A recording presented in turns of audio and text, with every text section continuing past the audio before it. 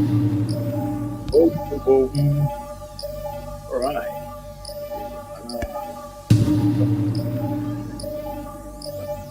There we go. All right. Yeah, one more second. Oh, welcome everyone to the Betterment Broadcast. I'm your host, Brother Rap Raven. Going to find my fantastic PDF. Uh, let's see what it was. Oh no, it's where is my? I can't find it. Why? Because I haven't opened it. Never good. Never. There we go. Found it. 102, I believe. Is it 102? Yeah, it is. All right. Let's see that. Ooh, is there it is? We 17 seconds, family. Just 17 seconds. Um, no, I think it's that one. There, found it. Yes, it worked. Look at that magic. Yeah. So this is our 102nd show. That means we've had 102 times we've been trying to help Black people collectively progress, furtherment, betterment, advancement. Yes, very good. Let me just close that down. We don't need that one. Excellent, cool. So, that's the role. But let's go through our intro as we normally do for the people out there in the interweb. All right. So, important information that you must know when it comes to working as a collective with only Black people on matters that benefit Black issues, Black progression, and Black ownership.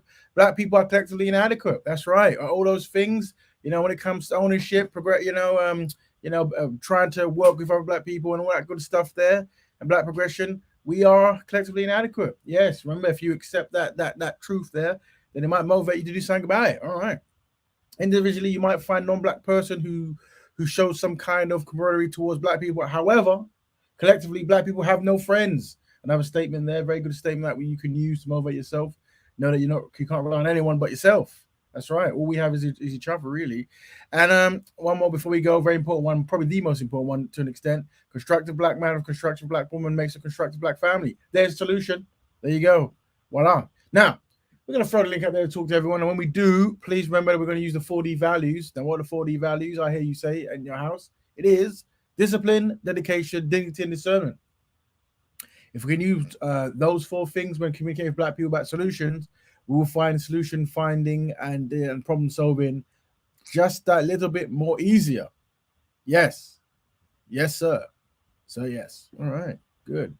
Also, can we not use any kind of like derogative language if possible? Well, there's a list on there of words you can exchange for, very late night language or colorless language, I should say as well. So we want to use colorful language, which is constructive language. We don't want to use colorless language, do we? No, we don't. No, sir. No, sir. No, we don't. Right. Cool. So what is Black Betterment? Well, Black Betterment is Black people helping Black people on Black issues for betterment. That's right. This entire broadcast is based upon that lifestyle. That's right. So if you practice that day in, day out until you die, you are practicing the lifestyle of Black betterment. That's what it is. And if we get more people practicing this lifestyle, Black people will progress.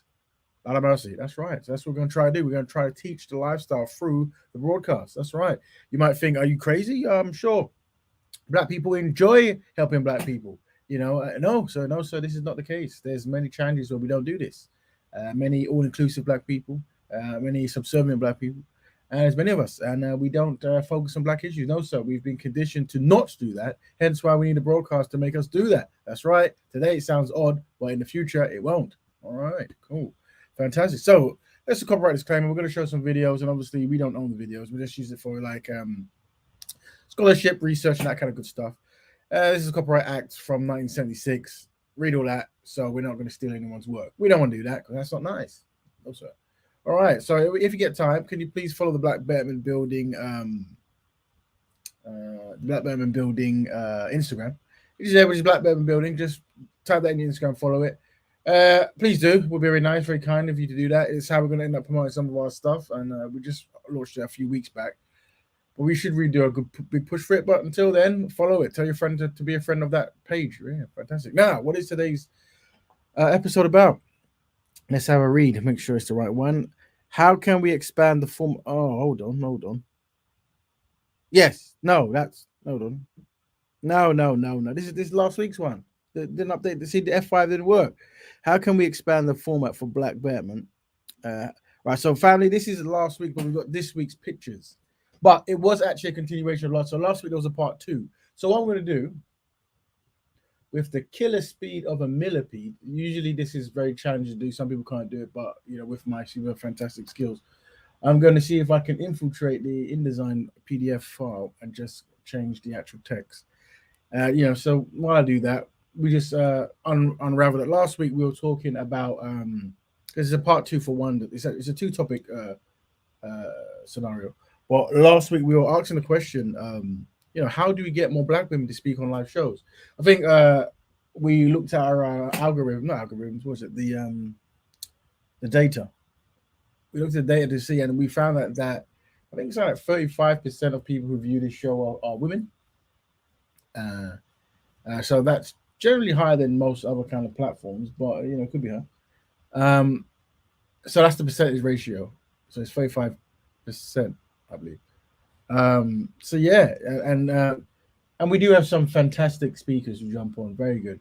But we are learning as time goes on that sometimes women might not be comfortable to jump on in certain formats. So we try to make it as appealing as possible, and we try to use the 4D values and all that good stuff. So there we go. Let me save that. I've just opened the file. How do we prevent black children from being influenced by antisocial peer pressure? Excellent. That's what today's episode's about.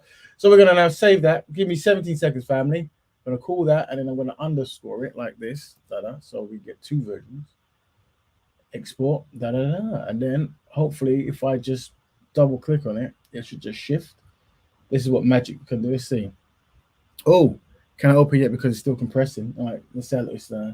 How long does it take to compress? Okay, 14 megabytes. That's a very big file. Oh, here we go. Look at that. Magic of technology. Where are we? So I believe that's doing it now. 100-second show. Let's look at the visuals. See if it's all synchronized. Bam! Super fantastic. Megally good. All right, let's go on. So where are we? Blah, blah, blah, blah, blah, blah, blah, blah. Here we go. Yes, this is the one. How do we prevent black children from being influenced by antisocial peer pressure? And how do we get more black women to speak live on the shows? These are two topics today, gentlemen. Please tell your friend that we're live, and everyone. Big up everyone who's listening at the moment. Big up yourselves. Now, this comes from, if you are unaware, up in Oxford Street. I want to say, I think the two is, I don't want to make up incidents. So here's the two I know. I understand there was a candy shop. If you go, I think they got a sweet shop, or whatever, right? But I think it's American import, so it's candy. Right, but I think there's a shop up there that's in Oxford Street, and I don't know what happened because I don't know the ins and outs. Maybe you know and you can tell me. But I believe a whole lot of children ran in there and tried to steal sweets, which is never good. And obviously amongst them there will be brothers and sisters of African and Caribbean descent, so that wasn't the best behavior. And obviously, no doubt, some peer pressure was. Why is this drink cold, man? Drink's cold. Great. Okay, I'll fix that in a bit. That's all I need, isn't it? I swear I put the kettle on. Anyway, here's what it is. What are you gonna do? Anyway, yeah. So unfortunately, that's what happened, and I think there was some kind of a fancy car that they were sitting on top of. I think. Once again, I don't know. I wasn't up there, but you guys probably were. You can let me know. And we'll also talk about peer pressure. Is there a way we can try to train, our children or coach them into not succumbing to peer pressure?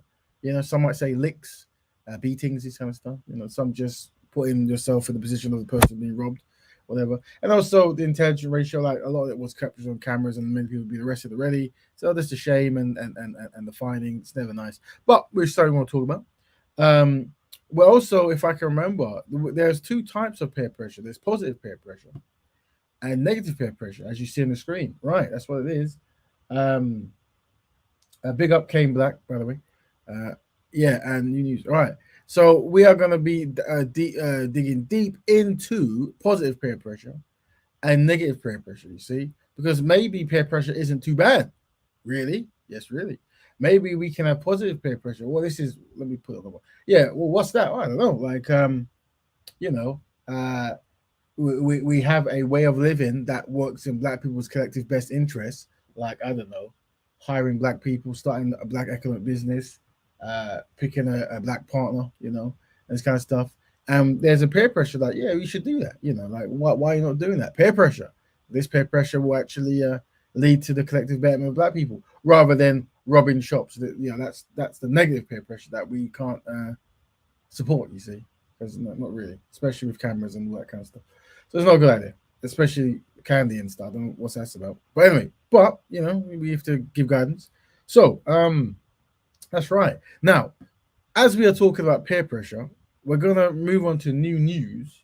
So what we're gonna do, we're gonna look at, because actually, as we always pick two topics, but even though we pick two topics on the interweb, there's so much going around in the world of Betterment and Black people and stuff from all over all over the planet, and we're gonna like just do some new news, just some updates. But one thing in regards to peer pressure, right, and being able to you know tackle peer pressure, as in like, do something might not be in your own best interest, and from the optic level it doesn't look too good for you, or maybe people you come from, and where do you draw the courage to say this ain't for me? So we're gonna look at some uncle, while I turn the kettle on, do that in a actual show. This is a show you've probably seen it. It's in America, I believe it's in America. And what is there's an uncle there, and he's on the transgender show, and he isn't comfortable, and I think he wants to let them know he ain't comfortable. So let's have. I'm no touching. No. Just do it. So why don't we just pair up? I'm not into touching, okay? I'm not. Let me put that out front. I'm no touching. No touching. No touching. I won't touch you.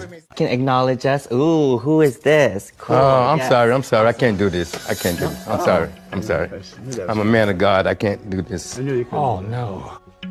Yeah, I love those people. I pray for them. I would never do anything to hurt them or condemn them. But men are not supposed to dress like women. I'm not going to go along with that.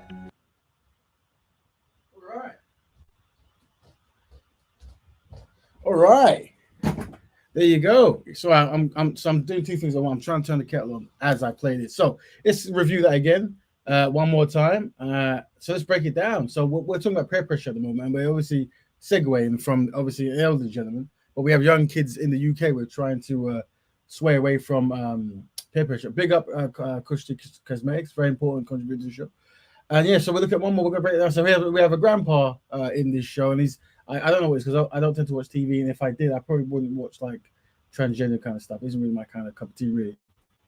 Cup of tea, let me turn it on. But anyway, but yeah, so the uncle wasn't best pleased. So Just do it. So why don't we just pair up? I'm not into touching, okay? So already he's saying he doesn't really want to like do the whole touching stuff. In the UK, and I think I remember the Big Brother not too long ago. I think there was a US singer, Genuine. I think it was. Could be wrong, but I'm slow. What can I do? I think there was a transgender person who wanted to kiss them or something like that. Kiss him, sorry.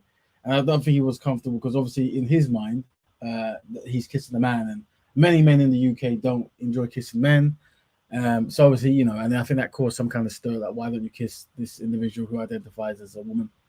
And obviously, in this particular show, they're trying to do some kind of hand holding something. I mean, let's have a see if we carry on. Okay, I'm not. Let me put that out front. I'm no touching. No touching. No. He's letting them know that he won't be. He wants to come to the peer pressure. You see, he doesn't. He's already comfortable with the whole, touching and stuff. He's there for the ride. A bit of entertainment, I guess. But this is trying to keep it non-physical. Touching. I won't touch you. Can acknowledge us. Ooh, who is this? I'm assuming it was a show to get old people comfortable with the transgender, a transvestite. I don't know. I'm ignorant if there's a transvestite, trans connoisseur person out there, what it might be. Let me know. But I assume it's to get individuals comfortable with these kind of new age concepts, whatever. And he wasn't best pleased.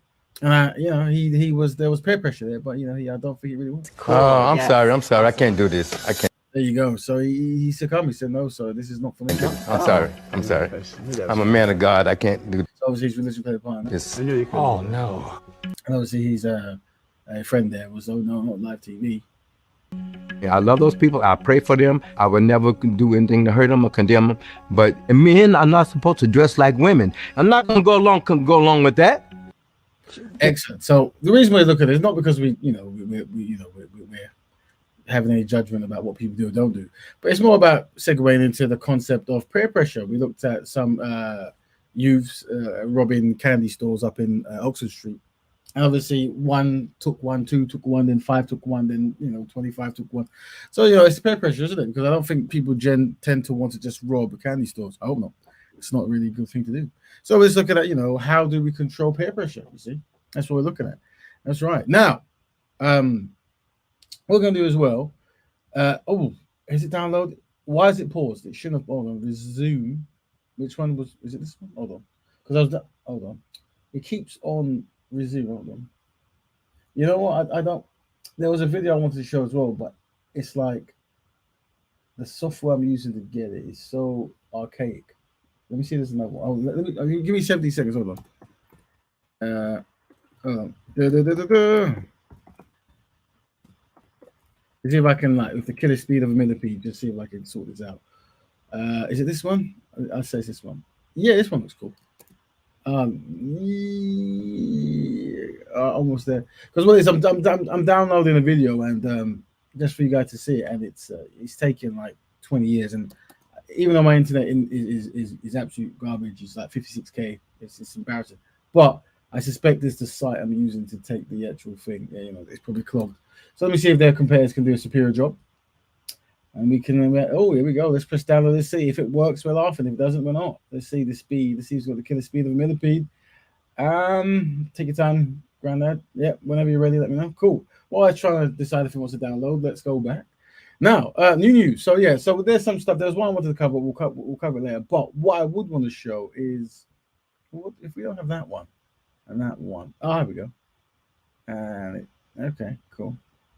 What one should I play? For those who didn't see oh, that's right. Sorry. Before I go into the topic, let me actually show. So this is some of the new news. I came across two European white Americans. I think they're rappers, or maybe they're just white people. I don't know. And they're very comfortable to use the N-word. So I'm gonna listen to them while I put the kettle on. Hold on. Birds of a one, we ain't just trying to say nigga, it's just in our vocabulary. That's in my vocabulary. I don't even birds of a feather flock together. I'm not white. Like what you talking about? I mean, I am white, but I feel like I'm just like, it's just regular. Like, I don't know. What else I'm gonna say? Everybody say I'm not white, but I know I'm white, and I'm glad I'm white. Yeah, we got the best of both worlds, bitch. Feel me? I use this white privilege too, bitch. Don't get it wrong, ho. Bro, I say that shit on accident. That's just how I say it. Like, feel me? I don't even realize when I say it. It's just regular, like, it's just my nigga right here. That's like saying what's up with my brother. That's what it is. Like, does anyone ever get mad at you for saying? Yeah, they doing it, and we check their ass too. They got on them. What? They got on them. Somewhere in the States, I'm sure you guys are familiar with the accent, where that might be Big L to wherever that is. But that's something definitely we don't want to come to. I mean, we have had incidents in England. There's been one or two rappers who are very comfortable around black people, just calling them the N-word. And it's it really contributes to the collective inadequacies, also the subservient behavior patterns, and just a low bar benchmark rebranding. But yeah, so there's something to be aware of. We don't want it's not best to have non-black people call. Although I do remember Speaker's Corner, there was one Asian guy who really wanted to call black people the N-word. I remember that. That's quite interesting. I think he might have had some issues mentally, whatever. But generally, he was shocked when people questioned. Maybe you shouldn't be doing that in public, at least. Behind closed doors, I'm sure you will do that. So, what is this one then? Let me see. Oh, yeah, good news as well. So there's another piece of video to watch. This is new news. Just going to have 5 minutes of this news that was circulating. There was some brothers in America who do some economic plan for black people. I thought it was quite cool. So I just thought I'd download it just to show it, Thousands of African Americans travel from all over the country to InvestFest in Atlanta in hopes of learning the keys to financial literacy and starting their own businesses. Those here tell me creating jobs is a priority. The black community has a pre-existing pipeline to prison, but we don't have a pre-existing pipeline to what? This event, which is all about education and investing, it's the brainchild of these 4 men who helped create Earn Your Leisure, a financial literacy movement focused on helping black Americans. This is a movement, and we call it that very intentionally. Like we grew up and heard things about the March on Washington, right, the Civil Rights Movement.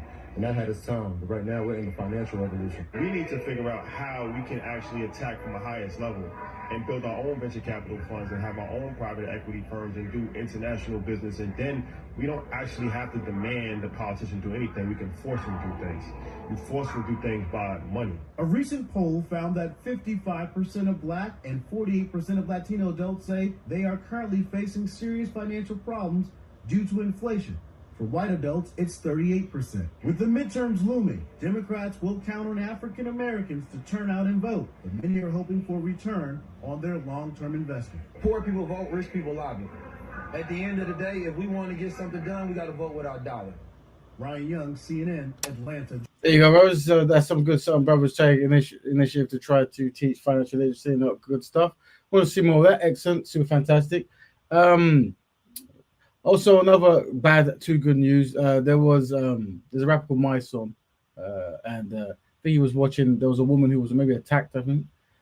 What I'm downloading is a response to it, but this is the incident. So we're in new news at the moment. We're not attacking the topics. We're just seeing what's going around the interweb. And this is the states at the moment. So this episode. And her neighbors. Rewind. Look in my eyes. I have not slept. 67-year-old Miriam Cintron and her neighbors live in a state of fear. They claim large gangs of young teens have been terrorizing their apartment building in the Bronx all summer. And it's getting worse. They came at us. They beat us. They broke that stick from that tree there to beat us with the wood. We don't have no money. Miriam says they broke the pole from the tree well and turned it into a weapon Saturday night as she fell victim to their violence. They were kicking me in my side. They were kicking me on this side. They was punching me in my back, trying to get my face, but I covered. 63-year-old Nydia Carrero says a group of young girls the same night slammed her to the sidewalk, dragged her and pummeled her after she refused them entry into her building. They wanted to hang out in the hallway and smoke pot and mess up the building. They go in there with bikes in there half the time. Most of the tenants here are elderly.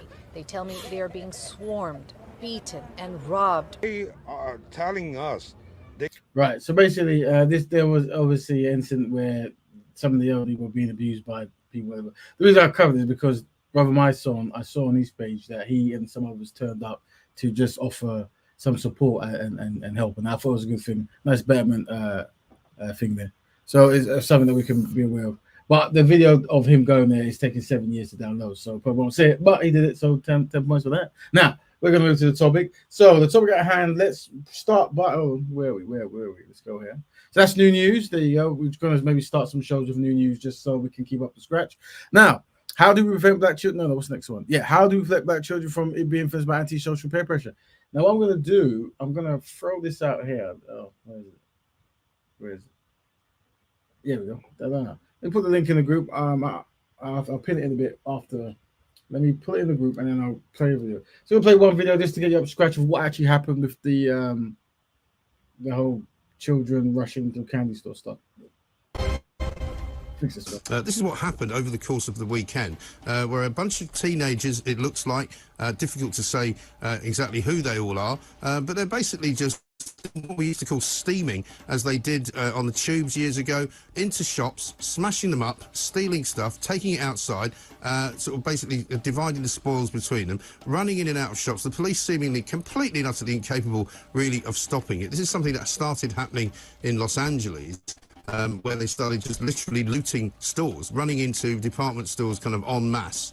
And they've worked out there's not very much that anybody can do. I know the Apple store, which is in Regent Street, has now sort of basically started hiding the most expensive pieces of equipment so that they can't be stolen. But we have this kind of, and it looks dreadful. You know, you might argue that nobody's actually being hurt here, but if you were there with your kids and your family, you would be feeling pretty intimidated, I would imagine, wouldn't you, Ella?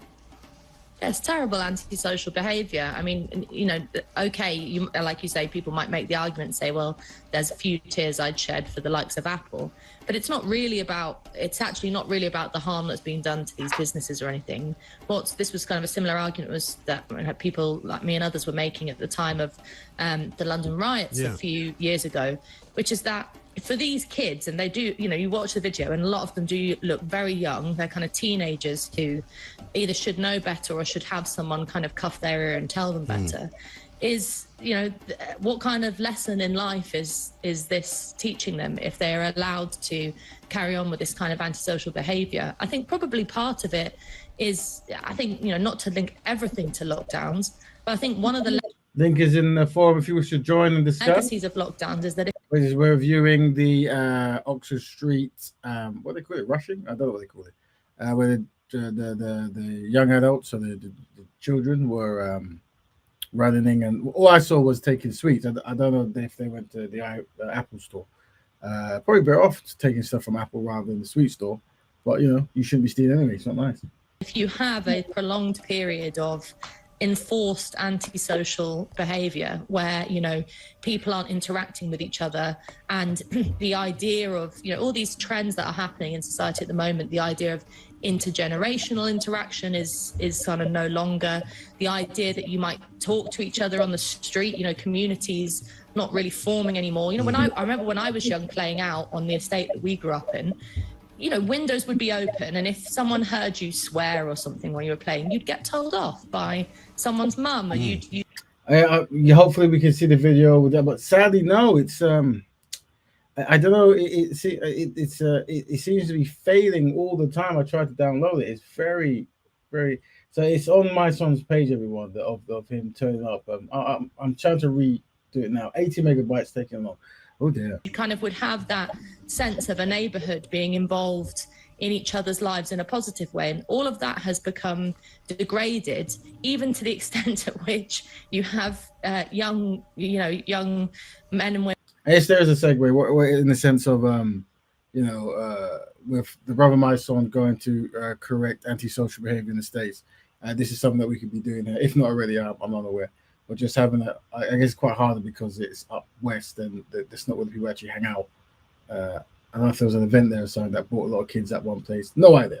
Women or young kids literally kind of playing games at looting in the most obvious and public shops in the capital city, and neither anyone nor even the police really doing anything. And I think that probably tells you something about the state of social interaction at the moment. You know, what is going on that people are too afraid to grab a kid that's behaving in that kind of a way and cuff them and actually protect them from themselves and say to them, if you carry on with this kind of behavior, it's the only route to you is to behind bars, and that would be a terrible tragedy. Yeah, because people on the left always say, oh, you know, it's because they haven't got enough things to do, you should have more youth clubs, and somehow the schools should be better at teaching these kids values, and surely it's an awful lot about the parents, isn't it?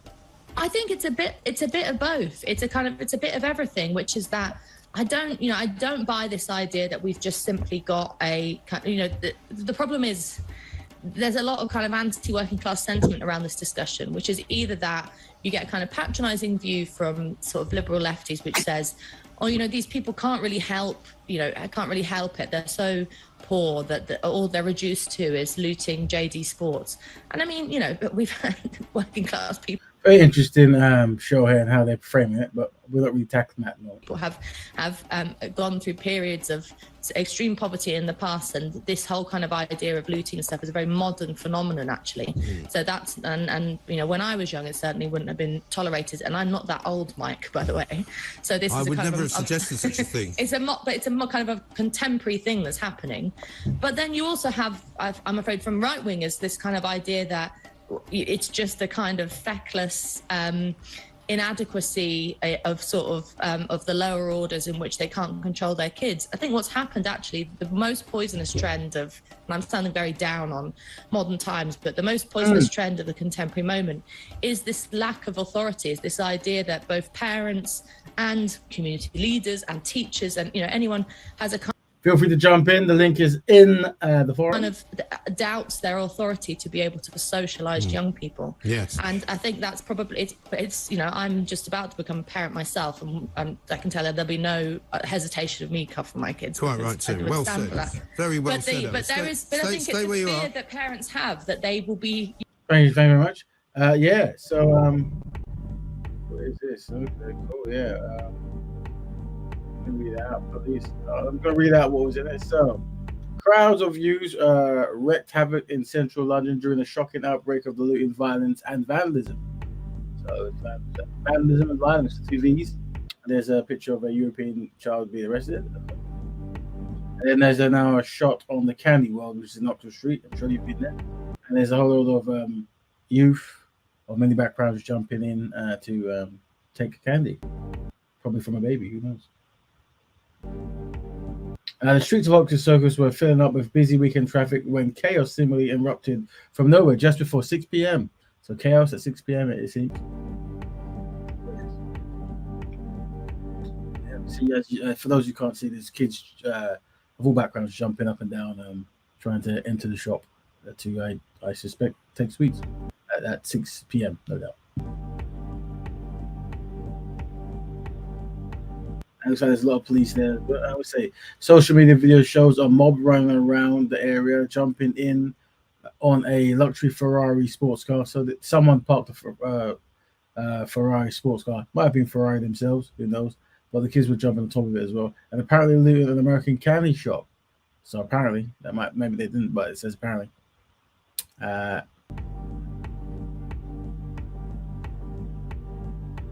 It's American themed candy shop. I don't think the people who own it are American. Yeah, they don't look well. Yeah, the police helicopters were mobilized to try to restore order, and officers were seen tackling perpetrators to the ground, rugby tackles on the youth.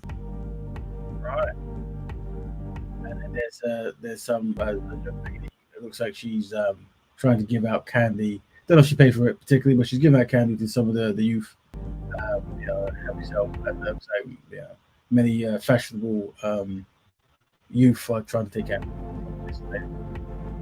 Footage of the chaotic scenes quickly spread across social media, sparking widespread anger, raising questions as how and why the disorder began. Yeah, I don't know really why. I don't know what sparked it.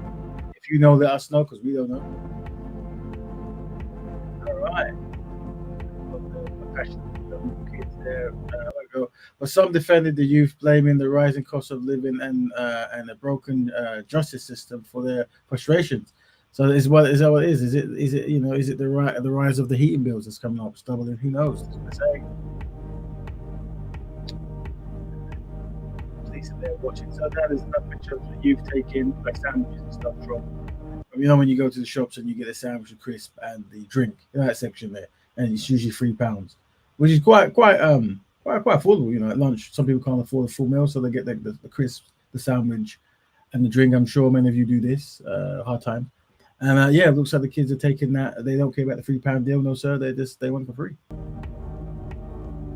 The Met Police confirmed several people were arrested for the theft and assault on the police, and that this burial order had been put in place.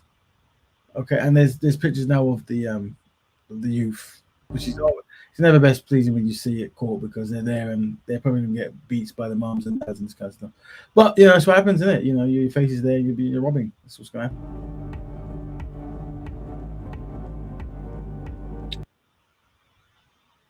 It's the trouble you brew today, you drink tomorrow.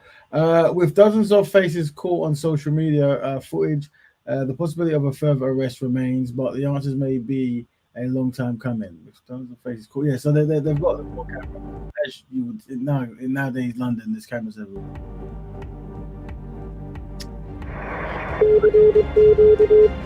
Right, there you go. So that's what's happening. All right, not good, not bad. So let's go back to the. All right, let's see if my thing. No, it still failed. So unfortunately, I couldn't get the my song thing. But what are you gonna do? All right. So, family, how do we prevent children from being influenced by antisocial peer pressure? Is there a way? Who is to blame? Is it the rising cost of fuel and electricity and that kind of stuff? And basmati rice and that kind of stuff, or is it parenting? Can we stop it? If that was your kid, how would you act? Would it bother you at all? Who knows? Only you can say. So, family, that is what we're asking. And also, on the secondary from last week, we're asking how do we get more black women to speak live on shows? Maybe we can start asking more parenting questions. Many women are parents, and this might correlate with that. How do we prevent black children from being influenced from anti-social peer pressure? So your opinion is always valid. Feel free to jump in if you like. Feel free. We're here for you. But I think that's all the videos, right? I want to say that's all the videos. Yes, sir. But on an interesting note, while I'm thinking of that, it was good to see some of the positive actions from some of the men in America, the African American community, with the financial literacy training stuff they were doing. Oh, what's going on there? That was good, and that's something that we should be doing worldwide, if not already. But more widespread. That was good. We also tackled the concept of peer pressure, and we were showing examples of the elderly person in the LGBT some kind of video show, and how he wasn't dealing with the peer pressure, and he decided to leave the show. And that's kind of what we want for the youth if they ask to engage in criminality in a public place with cameras everywhere. To don't succumb to peer pressure. No, sir. No, sir. It's not good for you, your family, And especially you get caught on camera, and then they try to make it into some massive racial scenario, which is never good, as they do. So yeah. So let me know. Let me know. Feel free in the forum to say what you think. I think what you're saying. We're always here. What we'll do while we're waiting, while I drink my tea, I'm just going to play the rest. I'm at 50% of this one. I mean, will it download? Who knows? So then listen to the children mistreating the old people in the States at the moment. It's another peer pressure stuff. It's the segue from the UK to the States. Let's just listen to the other half of the video. Want to come back and burn the building down? It's ridiculous. Coward culture at its finest, man. I don't know where these people live, but I know this shit had tears in my eyes.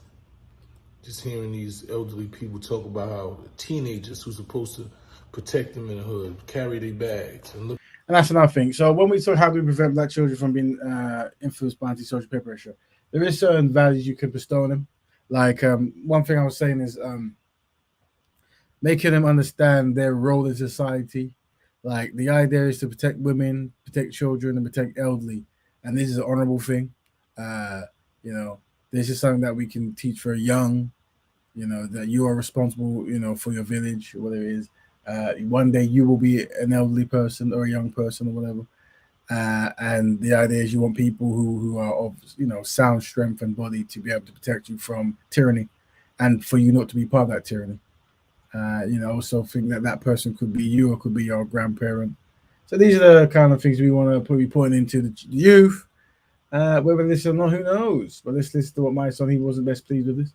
Look out for the elderly. Is in there terrorizing and beating on old people. I don't know where this is, but we need to find out where this is in the Bronx. And if I have to go out there and patrol and be outside. So there's a video where he's doing that, and we're trying to download him patrolling. Sounds very rappy, that is. Very good. Download him patrolling. But yeah, it keeps on stopping because of bandwidth stuff. I have to keep manually starting again. But let's have a listen to this one.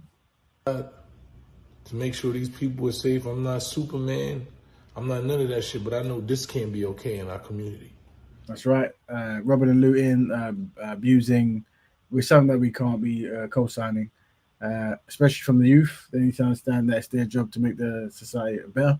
And one day they will inhabit the shops that they are robbing from, the women and children and elderly they are attacking.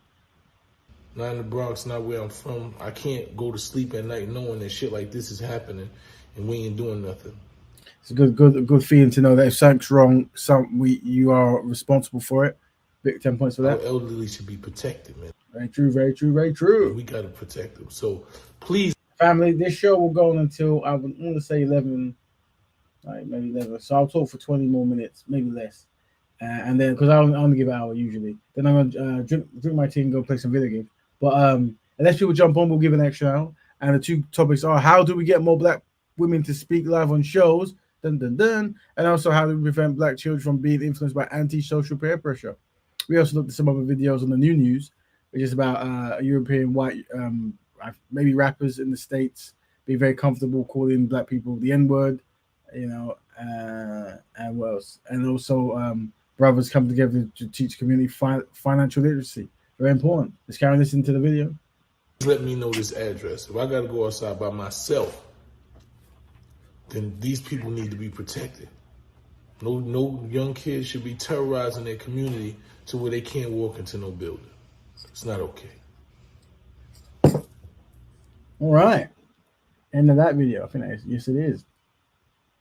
That's segued into another form of antisocial behavior happening in the States quite a couple of days back, if not yesterday, so I don't know. Something like that. And but in this scenario, the rapper, where my son went to the community to talk to them to let them know that they're gonna stomp down on it. And it would be nice to show you that video, but we are having difficulty downloading, so you will not see it. Oh dear. But what are you gonna do? Technology, eh? But like I said, we will talk for a few more minutes. One thing we will get into was the concept of positive peer pressure. And I think a negative peer pressure. So, there should be negative peer pressure is what we're seeing the children doing when they were, running to the street shops or attacking elderly people. This is a peer pressure that doesn't work. The positive peer pressure that I recommend we push is the peer pressure of being good, as in that actual pressure. Like we place value, merit, and shame if not achieved on this kind of stuff. Of it, as in doing the right thing, protecting people, not harming people. That's the positive peer pressure we want. So we can use peer pressure to reverse. You see, it would be good to give people a high level of discernment, but sometimes it doesn't really work. It takes time to master discernment. So in the meantime, we use positive peer pressure to make them act in a way that's in their own collective best interest, which is always good. That's right. All right, very fantastic. No, I think I uploaded. Did I update it? No, I'll check. Yeah. All right, back. Do. What are we talking about? I still download, which is really good. It hasn't stopped. So yeah, but then now we're in the last 15 minutes, we're gonna talk about some ways to. I think I delete that panel as well. I think that last panel had a picture of it, but is it going to check on? Is it gone? Probably is. Yeah, of course it's gone. Why would it still be there? Oh no! Look at that. I can still see. I should have changed that as well. Update it next time. All right, no one's lost. Anyway, what I was saying. So the final 15 minutes, we're going to talk about how do we get more black women to speak live on the shows. I think last week we started the conversation and you know there is some views. Sometimes we don't know if the views are true or trolling or what have you. But there are definitely disconnect in some views when it comes to some men and some women. And we do. And what I'm probably going to try to push forward is sometimes when you try to start a kind of topic, right, you're going to hear people give their opinions, right? And those opinions might be extremely shocking. And sometimes you hear it and it's almost like you might not want to continue because it might be so controversial. So controversial that shocking that it's like I'm not going to entertain this, whatever. And what I would recommend when we're in that kind of case study mode and listening mode, if someone says something that seems to be very extreme or far fetched, whatever, maybe try to unpack it rather than being insulted. We can say, "Well, what do you mean by that?" So if we're, if for example, the topic is, how do we get more women to speak live on shows? And if the answer was, well, why do we want that? Well, we can unpack that. Why did you say that? Or do you not see a value of women giving their perspective on topics? They women are here, women experience similar things. There's also a unique woman experience that we wouldn't know if we don't ask, if they don't tell. So clearly, there's a value that can be brought in by having women. But then you might hear some people who might not want that, and then that might be very shocking. But I'm saying that if we can train ourselves as a community speakers to rather than being offended in time, actually try to have them go, well, explain that more. Why did you say that? Do you not see the value in what we're saying? Or let us know. And because I've been jumping around on panels, and one thing I noticed with many black panels I jump on when they're debating about this and that is this word, I am offended. And yeah, I think many people will be offended, and you have a right to be offended. But what I try to do is take my own personal views outside of the conversation and realize that these are ideas of individuals, you see. So if someone has an idea that seems far-fetched, let them unpack it, and then we can break down whether that's a good idea or a bad idea. But if we get hung up by a person's opinion or by a feeling, then we might not be able to express or explore. And it is hard. It is hard, to try to put emotions on the shelf. But one thing I remember is remember we're talking about ideas, not individuals, and it's collective betterment, not individual. So that hopefully that can be a pillow to make all that stuff make a bit more sense. But then again, it might be hard. But it is what it is. But at the same token, by the way we respond might make women less likely to want to jump on the panel. And maybe some might feel that, you should try to shoot certain things down that is encouraging lack of women jumping on. But you go way up really. We do want to have a conversation about people's opinions, and if we explore it, we can understand maybe why these behaviors exist, and is there any benefit them, and if not, how do we change it? But definitely the Black Betterment Broadcast, we want to get as many constructive black women on to give their opinion. In the past, we had Women's Month, which went on for a few months ago, and we would have just women panels, and they'll talk about women issues, and that went really well, and that was more encouraging. Let us know if you agree to that. If we're happy to do that kind of stuff. But generally, there is a need, we're saying, to what is to be done to try to get more women, involved in the talking. And I do feel that, how do we prevent black children from being influenced by antisocial peer pressure? Well, I suspect there are many women who are interacting with young children who might do some things. That's, once again, a conversation that we should be having, I think. Okay, why is this stop down low? All right, so family, we've got, I'm going to say 5 more minutes. This video won't download. This is all over the shop, really. But we've got 5 more minutes, and then we're going to call it a day. I'm going to finish this tea. But like I said, you can still have your say in this show. Is for the community. It isn't a one-way talk for me. As much as I might like that, it isn't. I'm practicing discipline. When this is a community show, it is a back and forth. And if you feel free to jump on, let me put it in. I think I captured it, but maybe I didn't. Lobby.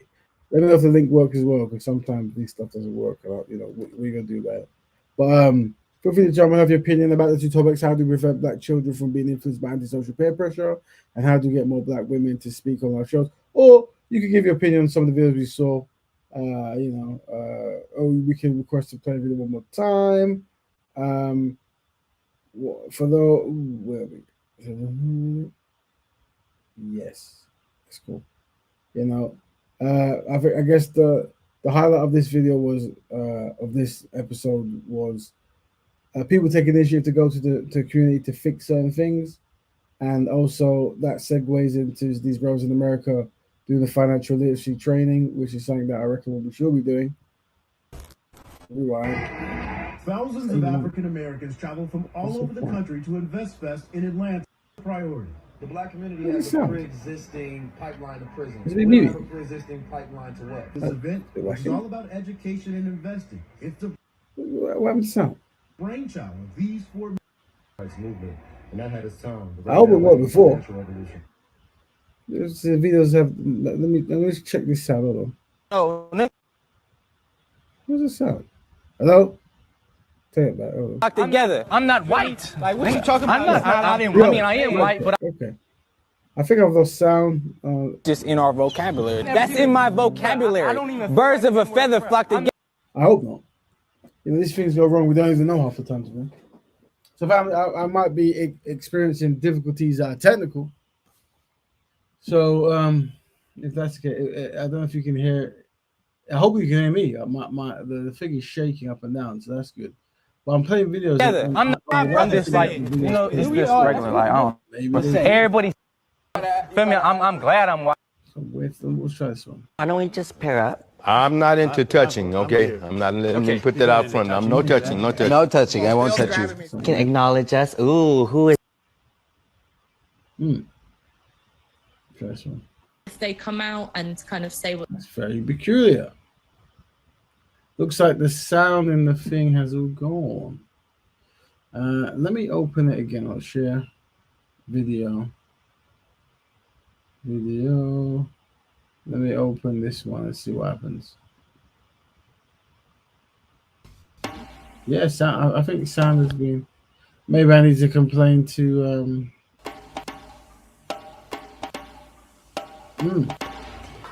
Maybe, yeah, I don't know. Oh, that's a shame. Well, a family, we are having difficulties technical. So without sound, I might have to not be around. Oh, it's good that you can still hear me now, I hope. But we are pretty much come to our hour. So unless we have any questions with the technicality and people are jumping on, maybe people are jumping on because the links ain't working. Who knows? Who never knows, right? But I think that they'll be questioned or judged. They clearly are. What are you gonna do? Anyway, family, let me remove. It was a nice hit and quick week. This one, a nice 1 hour, just about, of info on how do we prevent black children from being influenced. I don't really have the solution. It would be a good topic, but let's see if Sankofa Rising can hear me. I hope that everything's working. Hello, Sister Sankofa. I hope you can hear me. Maybe not. Oh. Greetings. Oh. Can you hear me? Problem with sound. You can't hear me?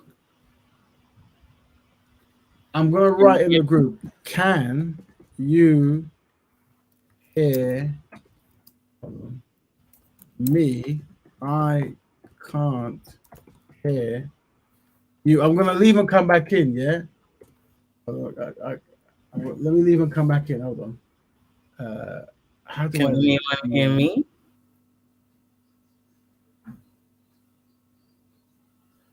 Come back. Yo. Let me try another one. How mad is that? Sabotage. Sabotage, go on. Just me? Oh my God. Black Betterment Broadcast. Can people hear me? Kushti, go on. Can you hear me, Kushti? Am I talking to myself? Raven is back. Check. How crazy Can you hear me? This is my machine. Let me go on sound. Hold on. If you can hear me, just take over the show. Assistant Sankofa, it's your show now. I'm going to see what I can't hear anything. So you carry on. But I don't know if the people that can hear me. Can't hear nothing. Can't hear nothing. Oh, you know what I mean? Oh, dear. This is interesting. Well, I jumped on because I saw how do we prevent. Oh, I know. Let me go live on the thing. Let me hear live. Oh, from being influenced by antisocial let me go. If I open an actual live video, let's see what happens. Ooh. See, I can hear him talking, so I don't want to keep talking. Anyway, and how do we get more Black women to speak on live shows? That's interesting. Kushti, you still there? Can anyone hear me? Or is it just blank space? Can no one hear nobody? I'm gonna shut down and come back in. Let me shut down the Chrome. All right, everything gets shut down now. If everyone can hear me, still put a 1. I don't know if anyone can hear me because I've heard nothing.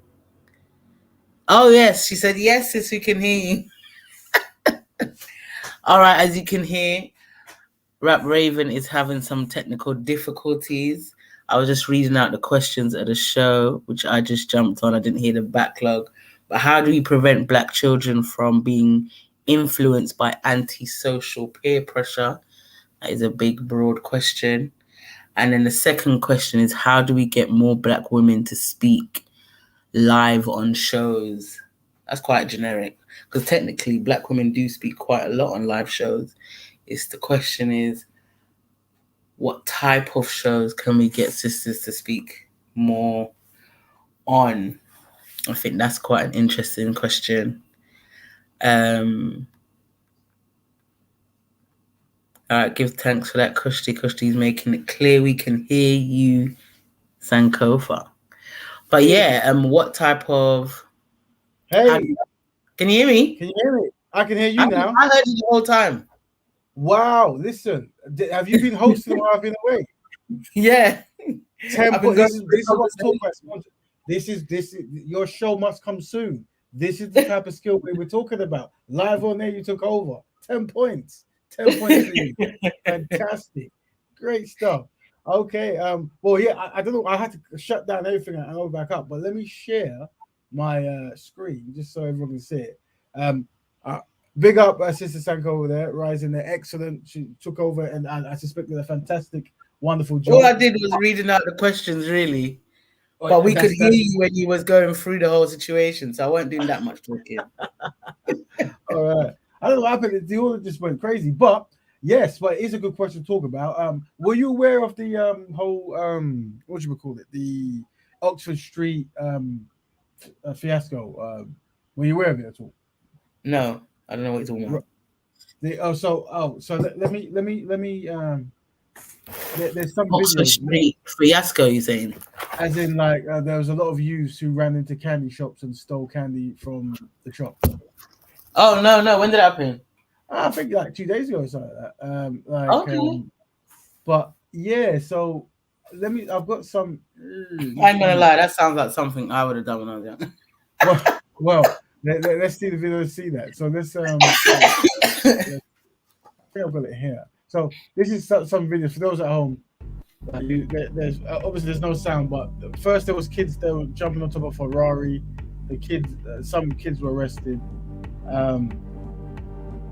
And then here's some kids. The reason I remember because there was I didn't get the news article with it. I think it was like I want to say I don't remember the names. I'm going to say TVAM and GMTV, but I'm sure these are not the names anymore. Whatever the shows come on the normal TV nowadays. I saw a clip where some individual was he referred to like Caribbean or black people, whatever, and I think the host got offended or something. So there was that, okay. yeah. I saw a tiny little clip of that, but I don't know what they was talking about. But It's about this. Yeah. Okay. Yeah, it was about this. So if you look at the screen at the moment, as you see, the kids are running into the candy store. For those who can't see, I'll try to explain it. They're jumping over the candy store. A lot of police came and tried to, I guess, stop them. Maybe I don't know how long it took for them to get there. And then there's some other stores that here's a candy store that's been looted of all the sweets. It's an American candy store run by Asians, it looks like. And then here's a young lady here giving out sweets to passers-by. And the kids running around. And I think there was some stores that closed down, like maybe HMB. I don't know how widespread it was, but it might be like a widespread thing. And then here's them taking some of the free food, food from some kind of super stores. Like maybe, I don't know what it was. It was Sainsbury's or Tesco. I have no idea. So yeah, this was what, and obviously the assumption is that at some point peer pressure maybe took wind. Who knows? But I think a lot of them have been arrested, which is never good. Just to be clear, when I said I would have done something like that when I was younger, not on that scale. No, yeah, I took it you hadn't actually seen the video. I meant a few penny sweets. Yeah, and the thing is, those American candy shops, everything costs like £10. To be honest, it's like if you go there, like, it's Oxford Street, so that's the beginning and the end, isn't it? There you go. Yeah. So yeah, that's the thing. It was So my friend told me that someone was jumping on top of Ferraris and kids were riding that shop. So I didn't know what it was talking about. So I googled it, whatever, and it came up, and I saw some other stuff. But big up Christy. She said it's Good Morning Britain now, so it's no longer GMTV or TVAM. This was probably in the 80s and 90s. I didn't see it, so I don't watch morning TV, but I believe it's called Good Morning Britain. So there you go. All right, Good Morning Britain. So there you go. So I mean, but this also segues into the other question of how do we get more black women to speak live on shows? Well, Sankova rising on here. Well, we have to say that the sister jumped on and helped us with a technical issue where we couldn't be heard, or I couldn't be heard, and she took over. So 10 points there, 10 points there. But just a question to you: what do you reckon? Maybe it's a question you can or can't answer. I don't know. What will make jumping on panels more alluring for women? Do you feel? That was a question I was going to say. I was saying that. Well, are we addressing what I just watched or no? No. Well, unless you've got. We've got two issues, so we can go through. So let's start with the peer pressure and the children and that kind of stuff, and then we'll go to the women question. So, do you have an opinion on the mass storming of the candy shop and some other shops up in Oxford Street? Keeping in mind, it has been used. I've already seen the one or two reports where they mention black children. So there has been focus. Even though I saw non-black children being arrested. It's in London, isn't it? It's inner city London. Yeah. So regardless of whether it's Oxford Street, we know the dynamics of London. So it's become the local. What's it called? Hyde Park has become the local hotspot, isn't it? So that is Oxford Street. But the long and short of it is this is all by design. Our children are beyond idle. They're not just idle, they're beyond idle. Beyond idle, wow. They have literally minus nothing to do.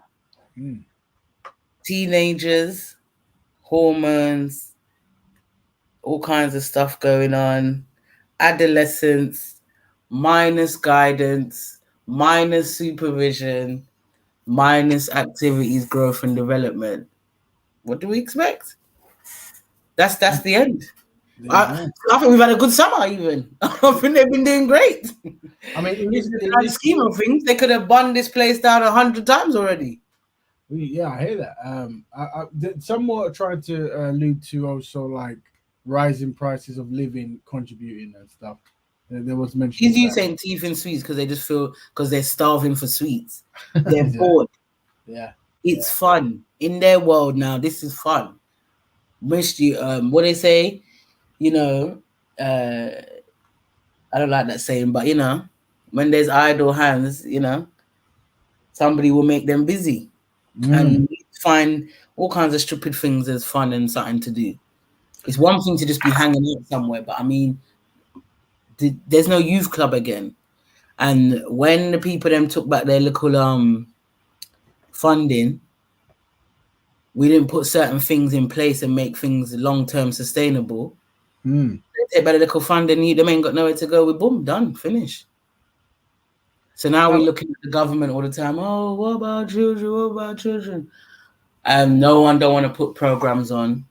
And then if people do put programs on, there's an excuse as to the reason why they can't find themselves in the program.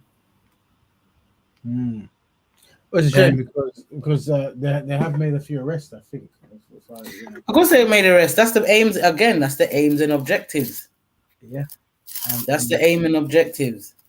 And there is the question: if hundreds of kids are doing this and your kid gets arrested, how do you feel? Like, what is that? What does that feel like? What kind of talk will happen at home? Has that ever happened to anyone in the panel? Have you ever been arrested or your children arrested? What was that talk like? It's the thing. Let's read out some of the comments. But some of these youths it was kicking off. Youth Cunny was it? Sorry, I'm reading it wrong here. Some of these youth Cunny were youth clubs. There you go. Okay, there you go. Some of these youth clubs was there, and it was kicking off. Well, the question I'm asking is: there was a whole load of young adults, youth in this place. I'm assuming, and something must have been. I doubt they were just hanging out on Oxford Street. Something must have been on, or something must have been planned, something. And let's not act like we ain't been young, innit? That's why I said when I was in secondary school, there was a little corner shop that was at the end of our road, and when the man at the corner shop one time he set his Rottweiler on people, because youths are the same way like there's a shop that as an adult you go to and you think that man's always teeth in your change or he's rude or you don't like how he dash back your change at you and all them thing there. Young people feel the same. This man set his Rottweiler on one of our friends and he always used to be rude to us. We said, yeah, on Friday, on the last day of school, just before term, we're getting you. And we got you. Oh, wow. Plan like that. I think that actually happened in our school as well. There was one. This is what I'm saying. Young people feel like that. So how many times has maybe them young people... I'm not saying this is what happened. I'm not saying it's an excuse. But I'm just saying. They spend good money in Oxford Street too, I'm sure. Money of them must have went to the candy store. They know why they targeted it. They know what they was doing. But like I said, I'm not excusing no kind of behavior that puts them at risk. Because you see all them police there and all that nonsense, that puts them at risk at the end of the day. So I'm not condoning any of that behavior. I'm just saying that I'm not coming to act like to say, oh my gosh, how did they synchronize? They did it effortlessly on Snapchat and 5, 4, 3, 2, 1. The sweeties were gone. But again, everything escalates to another level because it isn't just that. There's so much more fueling and energizing them, or lack thereof, in a sense. So everything becomes extreme in a quickness. Do you get what I'm saying? So when they're talking about and they were jumping on these pricey cars, they're in Oxford Street. They're not going to be driving on bangers, are they? I'm going to be jumping on bangers. When they was doing it in wherever I used to live, and they jumped on the cars there, no one didn't care. It's because it's Oxford Street. That's the reason why this is a conversation. Do you get what I'm saying? Yeah. But we have to you asked a question, if it was my child, I don't expect to hear my pitney doing that at all. Only because I have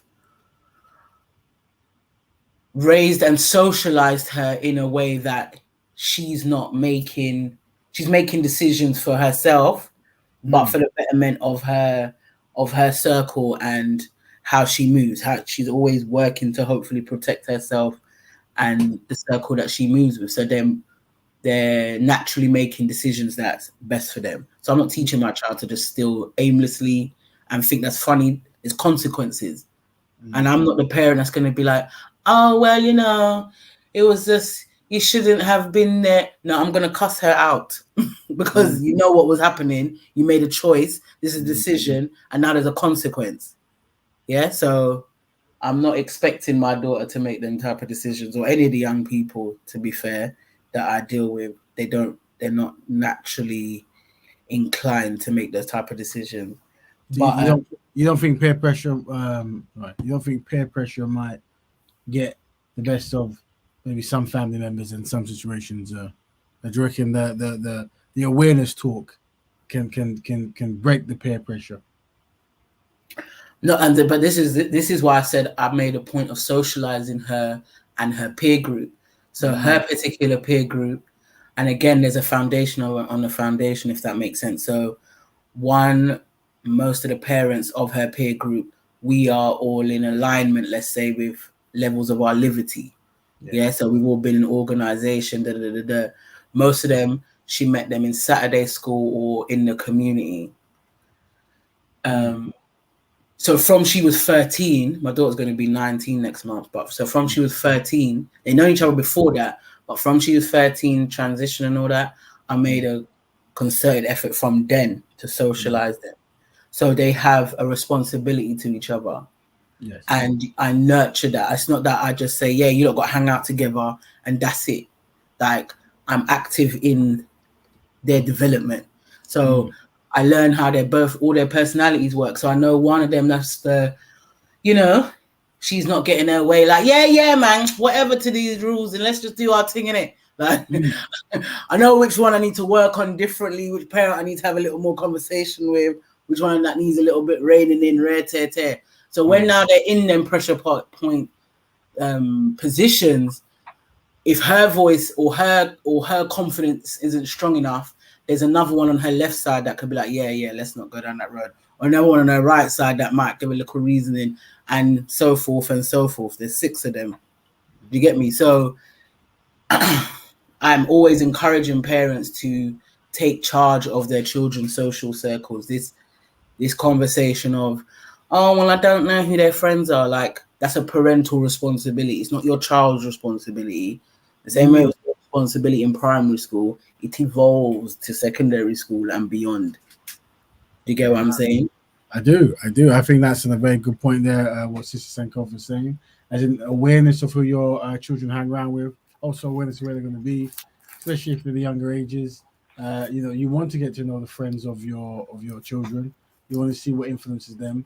Some people are saying that peer pressure can be that much, and especially if your children is following someone or following a behavior for some kind of approval, or maybe there's a certain approval they're not getting at home. It seems like Sister Sankova has quite a structure there of how to how to get her family or close family friends and that, thinking on a certain level of discernment, community-led initiatives, awareness, consciousness.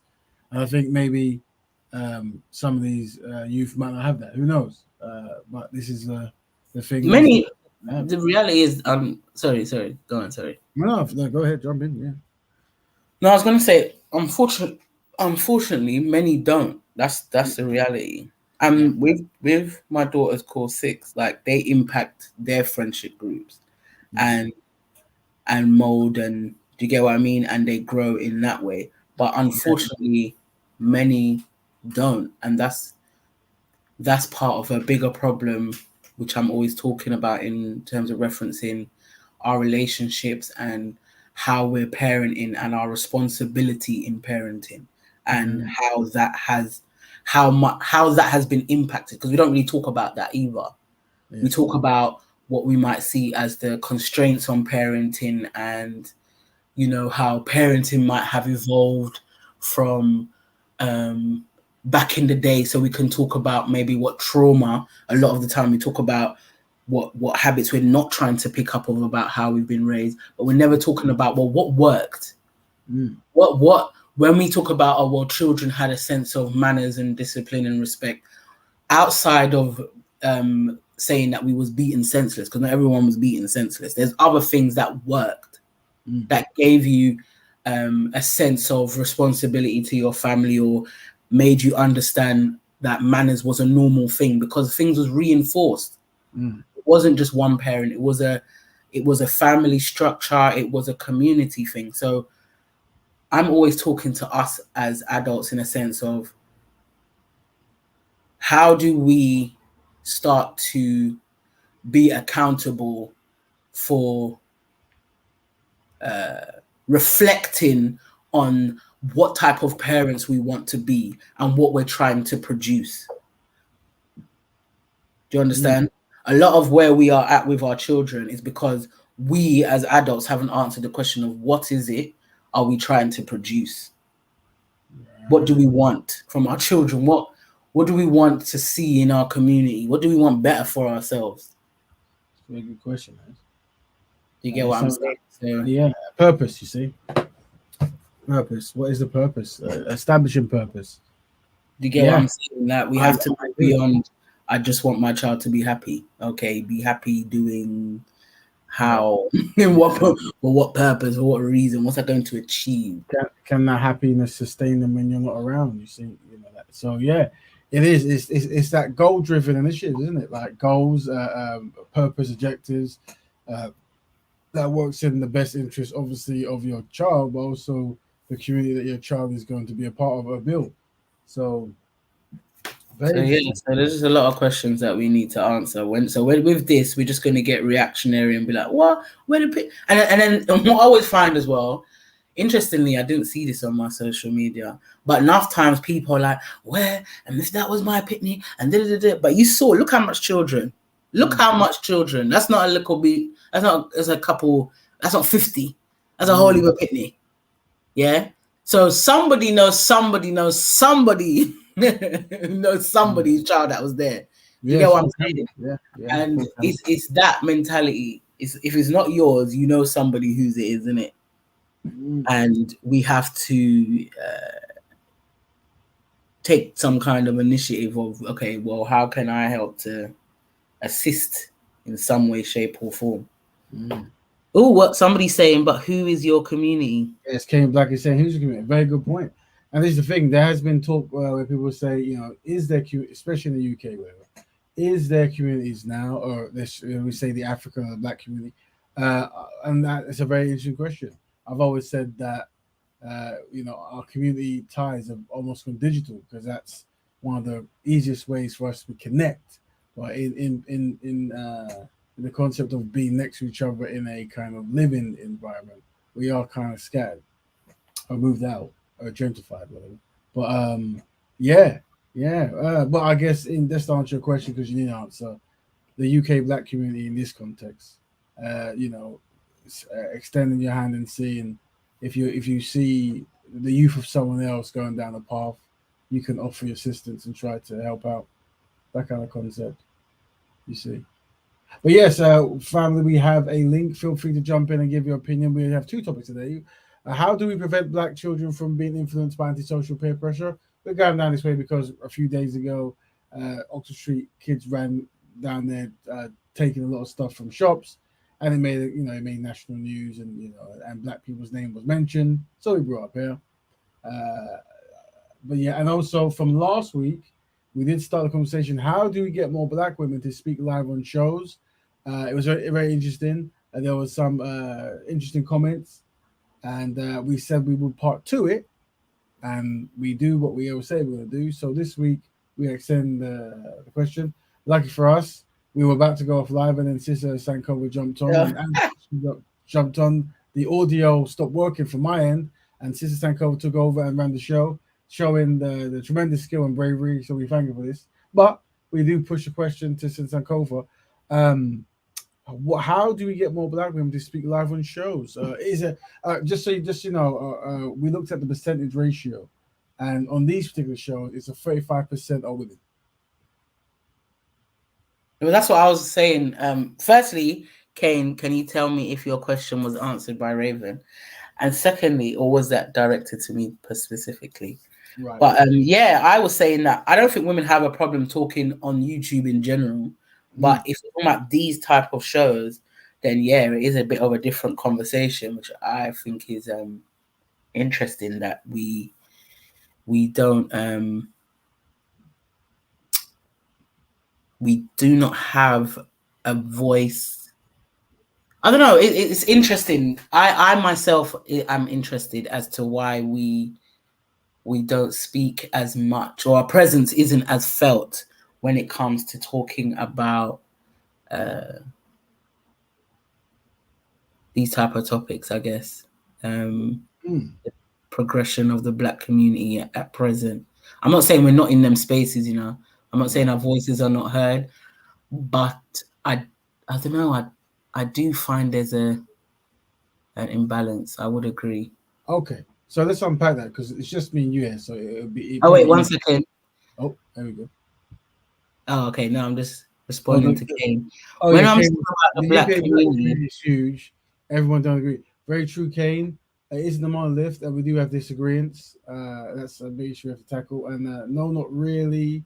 It was for you both. Okay, just saying. So yeah, I'm okay. I'm saying that. Of course, the black community is huge, and everyone don't agree. Like that's. I'm never trying to. What am I trying to say? That's a given. Is the point I'm making? That's a standard thing on every level in different dispensations of time. We've never all agreed on anything, if you get what I mean. So that's not the point. But as long as enough of you agree for you to do what you need to do, then that's what's important. So I spoke about my daughter's immediate peer, that's 6.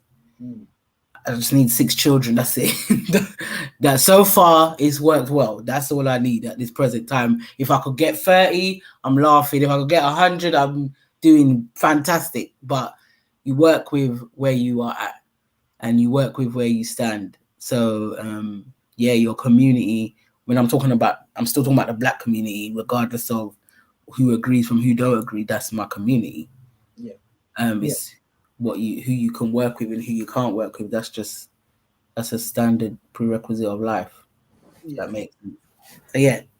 But yeah, anyway, so go on now. So you're gonna unpack that. Yeah. Well, what I was gonna say prior was, you mentioned like there could be more or well, do women feel it's their place to jump on the panel? Do we see it as our place? As in, do you feel that there is either a place for women or it's not for them? The reason I say is because sometimes I have spoken to some women and how they interpret certain behavioral patterns of men. It might be that they're not necessarily welcome there or something like this, right? Some spaces can feel intimidating. Definitely. I speak for myself, and not intimidating always like oh, see, look, I'm reading it again, but no, we can jump back and forth. So okay, so yeah, not intimidating in a sense that the energy is negative, but the personalities are. I feel that like men really, free up themselves on social media, and sometimes the personalities can be very big that you're.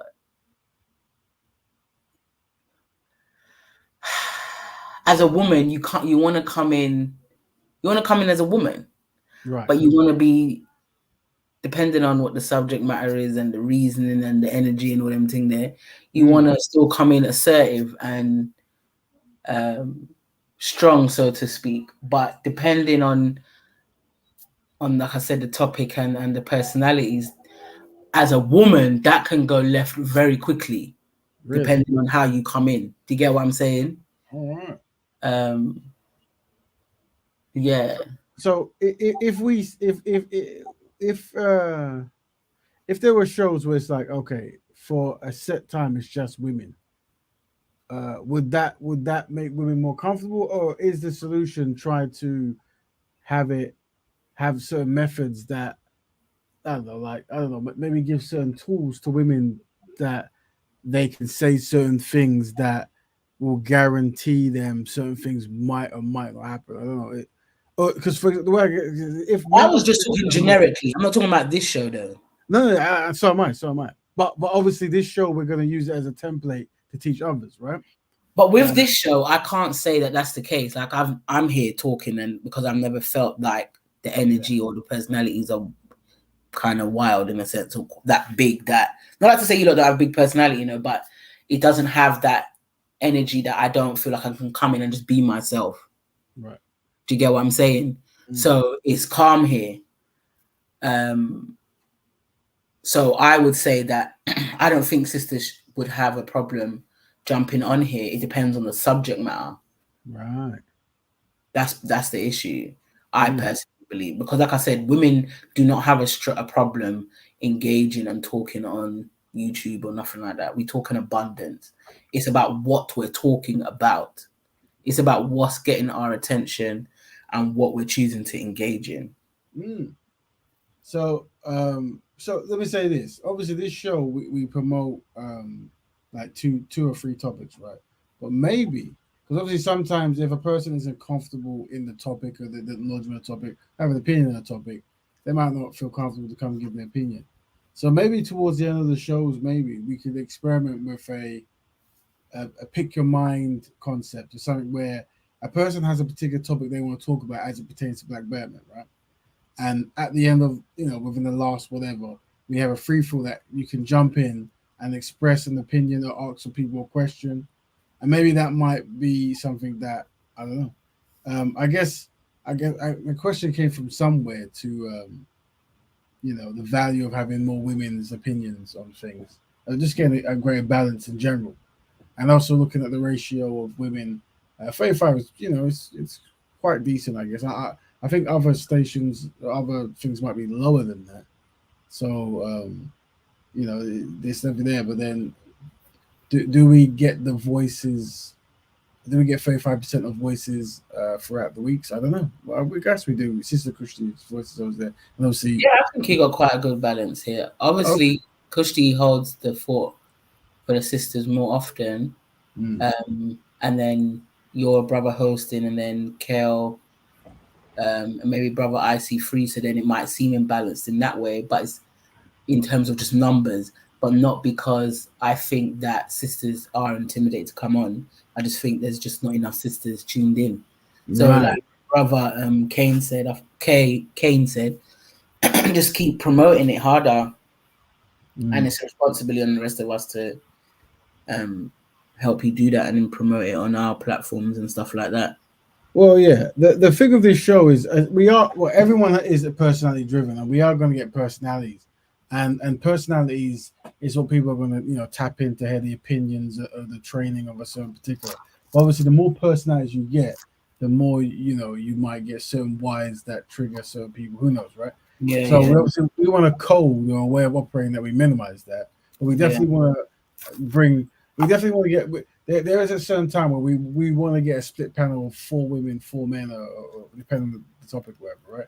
Yeah. But we would like to make the show more alluring for people to jump on. No, you're right. With more people know about stuff, the more you're going to get in. Obviously, the more you're going to get funny people jumping in. But generally, it was just a thing, really. As long as women don't feel they can jump in, that's fine. Yeah, I can't see where women would feel like they can't with this particular platform. Like I said, I'm responding in a general sense because some of them YouTube channels, boy, Lord of mercy. But this one in particular, I don't feel like this should be an issue. I don't think sisters will feel any kind of way jumping on. It's just the subject matter. The subject matter might be intimidating for sisters. So when as you grow and and the audience grows, then you can know what. Then it will give you a bit of a clearer indication as to if there's still some resistance, so to speak. But I can't see any.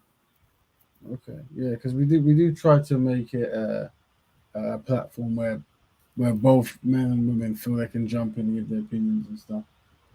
And also, when it comes to topic matters, a big up brother Kane Black and give us some good guidance there. As in, like when you jump on other softwares, other podcasts, promote this and stuff. I would say also, I was going to say something else that's quite important. Slip my mind. But big up brother Kane Black anyway. But yeah, no. How do we go? How do we get more about women?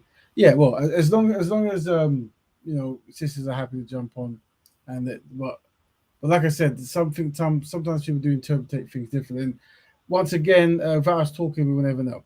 So I always try to every couple of weeks or whatever, just make sure people are still comfortable. Because, like I said, the more new people that come on, the more people might feel slightly, wary of jumping on. And also, you said something very important. You said about the knowledge of the topic and that kind of stuff. And that's why I was pondering a segment at some point where if there's something someone wants to hear, jump on. But before I forget, that's what I was going to say. We tend to pick topics that people request. So if there's any topics that people want us to cover, just in these forums, just shout out. Also, people can actually open the show with a topic. So someone else can actually lead, like have half an hour talking on a topic, and then we just open to the panel. But like I said, we want to let everyone to know the options, that it will be good to hear other people's opinion, as long as they follow the kind of rules of, discernment, dignity, and this kind of stuff, and constructive, and they're trying to be solution-based.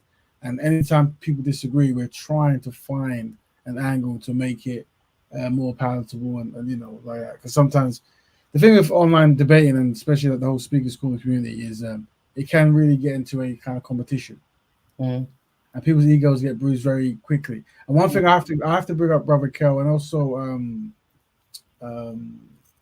Brother Kel, Brother Kel and Chakra, and some others who I noticed who go on certain panels, and they have very, very polite mannerisms, very constructive.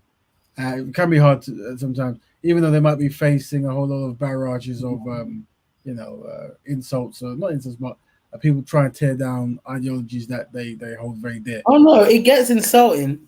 It gets insulting. Yeah. But it's a skill. That's a skill, and I think that's another thing. I speak for myself. Like, I'm aware of how much that is a skill. I think I'm being taught. The fact that I want to do, I'm trying to launch my own thing. I'm being tested. I feel the closer I'm getting to it, I'm being tested to be shown that it is a skill, because people are always going to try to trigger you. And when they can't, when they've poked on one side, they will start to get personal and little personal digs in that. And you have to know how to stay focused, stay on topic. You can be passionate, but don't come out of yourself. Don't lose yourself. Don't come out of your character. Do you get what I mean? Yeah, no, I know what you mean. I do know what you mean, yeah. So, because you are one of them as well, to be fair, actually. I remember watching you and Shakira enough time at Speaker's Corner, and some of the stuff that you like to stand there and listen to certain times. So it's a big skill, and I don't even know, maybe it's even more intense when it's standing in person, listening to certain things. So yeah. Oh yeah, I mean, but hopefully these platforms, especially from people like yourself who are gonna one day have their own platform, and people thinking of having their own platform, these are the perfect places to test it. Now, the good thing about the Betterment Broadcast is that it kind of is, for the most part, shallow waters, in the sense of, it's a comfortable starting place, and it is themed in the sense of constructive behavior is what is a part of it. There are other panels where that isn't the case, but you should always be aware when you jump onto any kind of panel, the history of it, the culture of it, and the Mm. behavior patterns of it. And some people, they stay way clear of certain kind of panels because of that. So if you find yourself easily triggered, and you know, and that kind of stuff, I definitely wouldn't recommend it. But hopefully this is a place where people can feel comfortable. But I think listening to the brothers who go out to kind of deep end of the lion's den or whatever, and they're barrage, because one advice I can give you guys is have a purpose, right? Have a purpose as in something that you're there to do. And if you're there to unify black people, to find solutions or whatever it might be, and you find yourself back and forth with another African, another Caribbean, another black person, whatever, then obviously your task is failing. And I think when two people arguing, I always say the most aware, the most conscious, and controversially the most intelligent has to be the one that starts the building process and the solution seeking process. So you have to ascertain and establish, are you that person? Mm. You know, and I do suspect a lot of the brothers and sisters who get in some of these back and forths, that's what they've done. That's what they've done. You know, they realize before trying to talk. Unfortunately, many of the brothers and sisters out in the world are in a certain mental place, and to an extent, they know better. I know it sounds very strong words, but they actually know better. And I think when a person tries to trigger you, it kind of shows you where they're at. Mm-hmm. You know, so it's trying to remember that. But I guess we're all human. We all have egos. We all have things we want to defend. And when someone is making fun of something that's personal to you, it can actually trigger you. And then before you know, a domino effect happens, right? And that happens. And a lot of these panels out there, that's kind of what the whole theme is, really. It's how to trigger people to get this entertaining kind of back and forth. And that's where I suppose now this show and shows like this show or whatever I'm coming to do just is that we have to be clear in our message, because that behavior is intentional as well. Yeah, it's intentional for whatever dysfunction and whatever's going on for them people. And I will say dysfunction, because a lot of the rhetoric certain times is deliberate. Yes, we have to make sure our conversation is clear. Yes, very clear. And I start every conversation with establishing why I'm there, what I'm about, and what I'm trying to do. Yeah. And also one thing that I would like all the listeners to do as well, when you listen to brothers and sisters out there jumping on panels, is treat it like a case study. Treat it like what's happening. Right? Also, one thing that's very important is see the rapid pace of how Black people can find ways to demean and dismantle Black people or Black ideas, and compare it to if they're doing this to other people groups. And also because what I find as well is a lot of the groups I jump on, obviously I stay, Black math, Black woman, Black economics, this kind of stuff. And then you'll get like a lot of the inclusive Black people, and the whole thing is to bring up other people groups and working in tandem with that. And you see this kind of respect when it comes to no, we should work as a unity and this kind of stuff. When it comes to respecting people, Black people who spent years trying to fix Black issues or Black ideas like that, African ideas and so forth, then you see that this freeness to just tear it down, and a gleefulness in doing it, a strong gleefulness. So use this as a case study, and then maybe at some point highlight this. Like, why do you think that you're so passionate about tearing down Black people, but not so much non-Black people? Where do you think that comes from? What's his I'm not that plugged into, like I said, these YouTube streets on the same level as my king is, but he was listening to, what's the brother's name? Sarnetta TV. Yes. And there's a brother on there called Sekou. Okay. Libya or Libya. And so he's coming with a nice, clear Pan-African perspective, which has been missing a little bit from that channel. And anyway, long story short, he's having another debate with another brother from from that frequents that show, but this brother's very anti-Pan-African. Right. And even though I'm mentioning this show in particular, but if you heard, it was just one after the other, wanting to prove the point as to why Pan-Africanism will never work, and don't fight for it to work. Just accept what the situation is. Don't fight. You lot are losers. This is practically what the person is saying, and it's like. And there was another brother that come to reinforce it, and the host of the show reinforcing it, and it's like, wow, you just cannot hear the extent of your sickness right now, can you? So yeah, this is for those that don't know, Sana is a show that's based in the States, USA, and they're very early on in the YouTube kind of world, way before Speaker's Corner kind of world. I would say, take a give. You found very different perspectives of Black liberation, Black consciousness, and pro-Blackness, and back to Africa, and those kind of stuff. They had their different pundits, and they would literally go on the show and argue their case. But it was very extreme. Like you got a street element in the sense of the language that, like, if you were to compare like Francis Cress Welsing and that generation of them debating. It's nothing like what you're going to see now in that particular panel. That kind of decorum and discipline you wouldn't get. It was very hip hop battle-esque kind of, PG-15 or 18. I don't know what it is. So but there's that element. But now the other part of the conversation is that we don't engage in study. And we don't have the humility to know that I haven't engaged in study. So I don't know. Maybe I might not talk so much. Maybe I'll take a little back seat to this conversation. But the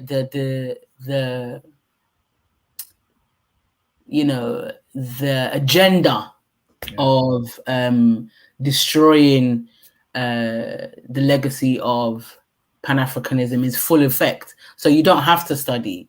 You just have to push out the rhetoric and the cliche narratives to cast the aspersions on it, and the doubt and the confusion and the misinformation, and your job here is done. You don't have to say nothing of logic or fact. You don't have to do none of that. It's almost like it's like a fad in the sense of like it's this new trend now of undermining Pan-African thought and stuff like that.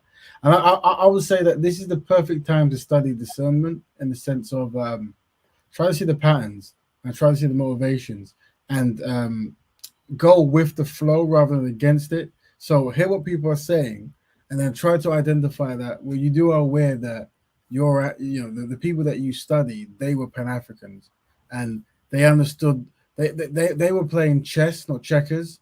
So they understood that all the ideals in Pan-Africans is answering a bigger question that's deeper than the now, right? It's the future.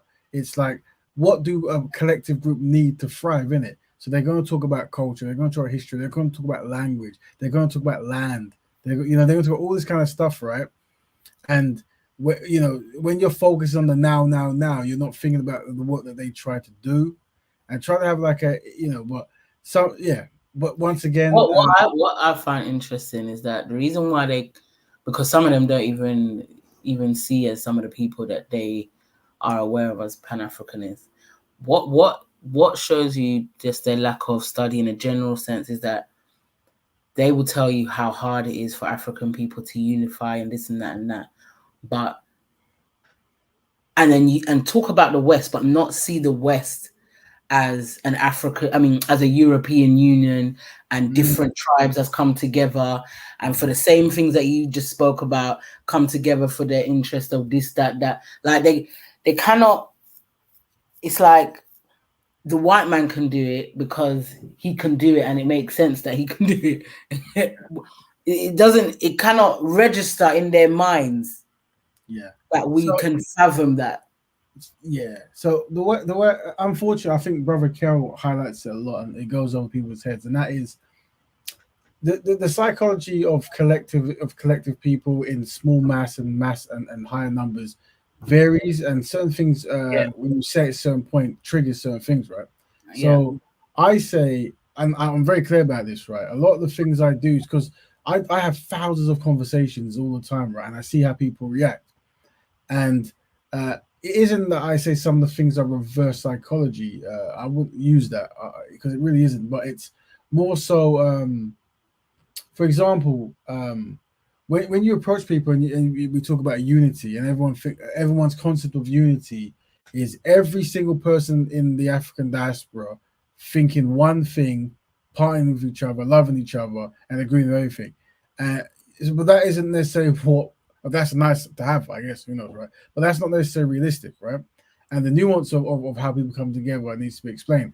And how I try to cut through the fact by saying, unfortunately, not everyone is going to be on board, and it's a small number making a bigger decision, and it's establishing who that small number is, and establishing how synchronized they are with the greater collective, and what skills they have to spread the information, and like the truth of the matter is, when certain people are constantly talking about certain things, they're not included in that small number. But this is what I'm saying. We can't conceive that makes sense normally everywhere else. We can't see that. We have been conditioned to believe that it's impossible for us. So we know that it's not a lot of us. We already know that all white people are not are in government. Let's say we know that. We can see it with our own two eyes. We know. We talk about, I don't know, middle class and upper class, and this. When it comes to white people, we can break it down. We can see that. We know it's not everybody. We know that there's a general, racism, whatever. But I'm saying in terms of who's controlling what, we see it. It's not all of this. It's minor. It's smaller numbers. We get that. But when it comes to us, it cannot be transferred. We cannot see that the psychological damage prevents us from being able to think that we have it within us to be able to enact that, to manage. And that's when the psychological training comes in, from my standpoint, where you publicly and you draw lines. You say, look, there is a smaller number of black people with skills who are going to have to direct and do things, and are you going to be it? And if you come on panels and everything you say is the opposite of that, then we don't want you. And from me really studying how black people work, like that really is the best strategy I can see, where a person's behavior takes them out of that fold. So they're always going to be loved by black people, but we let them know that we, the people who know better, who are skilled in these areas, need a certain stock of people to work with to do a certain thing, and you don't qualify. And you see that there. You see that there. That's what I was saying this the other day, that we need to say more of that. Yeah. We need to make that a lot more clearer, because when we do talk about Pan-Africanism and unity, because those who have been conditioned well, their natural positioning is, no, we can't do that. You're not invited. Everybody is not welcome. Yeah? I make it quite clear. This conversation, if you don't resonate with that, we give thanks and praises, because you're not wanted. I don't want nobody to hold me back. I don't want nobody to be standing in my way purposefully. Do you understand? Yeah. And to make them know that when you do become an enemy of progress, because one thing to say, you know what, I'm not on it, and just stand one side, we give thanks. But if you're not on it, but you want to then put obstacles, now you become an enemy of progress, because this is war. Yeah. Do you understand? I hear that. And you become an enemy of that progress, I treat you as such. Yeah. And this is the thing, you're going to see this. You're going to see these behaviors, whatever. I was going to say about had an example. Yeah, that's right. So when it comes, this is an example I tend to give people as well, right? And in the working environment, there's two models. Well, there's many models, but we're going to focus on two. And one is, I have a company and I need to hire the most skillful person to do something.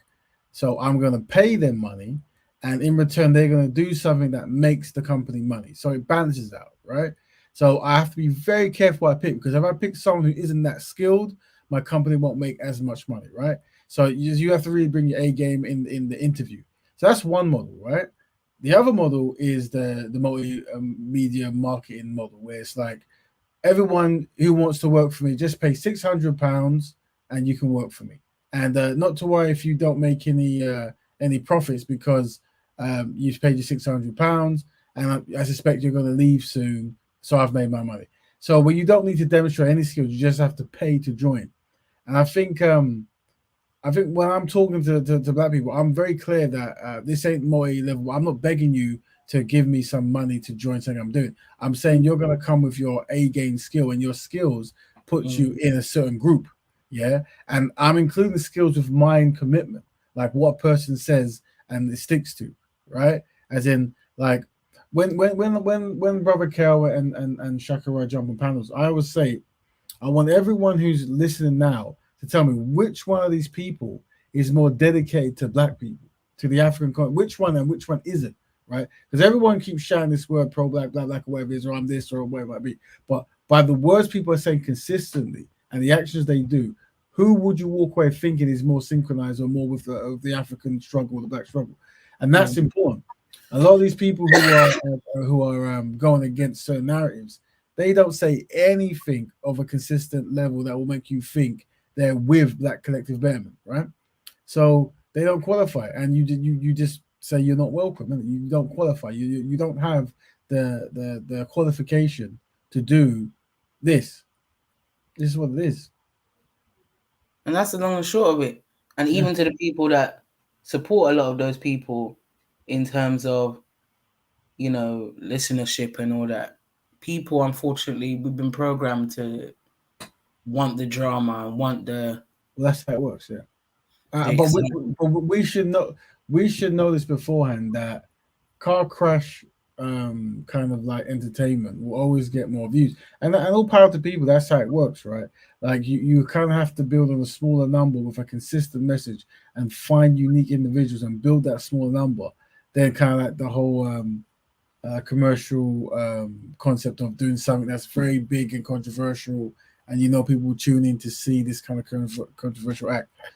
And that's just how it has to be. But I do think, from what we're saying, that concept of actually having standards, like, we're not trying to have anyone just join. You have to have a standard. You have to have a certain kind of commitment and a certain kind of standard in the community where you've proven yourself, so that you can now step to where we're at to move to the next kind of position. The reality is, for people on the ground doing that work, we've always known it to be that, because that's just how it's been. Yeah. The liberation movement has had its ebbs and flows, and it will continue to do so. Do you get what I'm saying? So, but whatever the numbers, whether they're small, they're consistent. Whether they're medium or whatever the scale is, it's just consistent. It's a consistent drumbeat that's been going on since when. So when you're underground doing that work, it's that you're not looking. The audience that is there is the audience that is supposed to be there, and that's the audience that wants to work. Then we're here for it. Put it that way. Big up, brother Kane Black. He was been dropping some jewels. He says, bro, most of them unite on Ukraine. And that's what I keep saying. Like, when I start this show, and brother Carol is saying as well, that there are certain words that we have to say that triggers.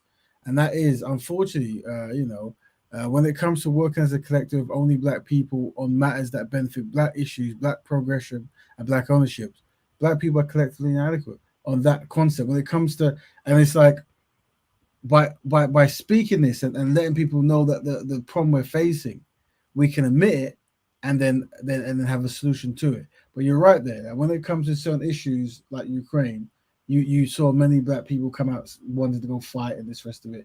And then when you further unpack the Ukraine scenario, the Nigerians, the African Americans, all the black people, whatever it was, were left behind on the coaches. They weren't allowed to leave, and dogs and people were put first, and this kind of stuff, right? So this is what I'm saying. This is the inadequacies that you're going to see, and we have to collate all this information and constantly keep reminding them that black people have no friends. You see, that's what it is. But I would say big up to the brothers who jump on panels, and because what I'm noticing is all the panels they jump on, they're creating a narrative, and they're creating a way of talking and thinking that's actually making people really aware of the necessity of Black people come together and Pan Africanism for Black Betterment for this kind of stuff, and it's very important. So big up to the people who openly try to help our people, and they're consistent and they're constructive. And we must always remember to give thanks to all the brothers and sisters who go out in the lion's den and try to, synchronize all the brothers and sisters into doing something constructive. And they face abuse by trying to be constructive. And we have to thank, because sometimes this road can be a very thankless road. So we have to make sure we give thanks to them when we see them, and we appreciate the work they do. And that's why I second all of that.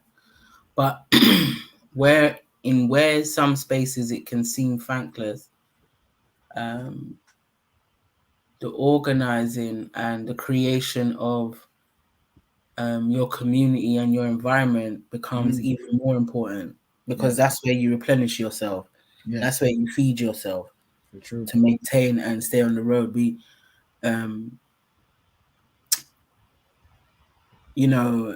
to do this work, sometimes it's spoken of as if to say, it's a struggle road, it's a hard road, it's a fight. However, you are still living in it. Does that make sense? And you're still creating and producing in it, literally on certain levels. If you're in the physical form of being a man or a woman, you're bringing in life and you're creating space and opportunity. You're doing all kinds of things. So you have to be able to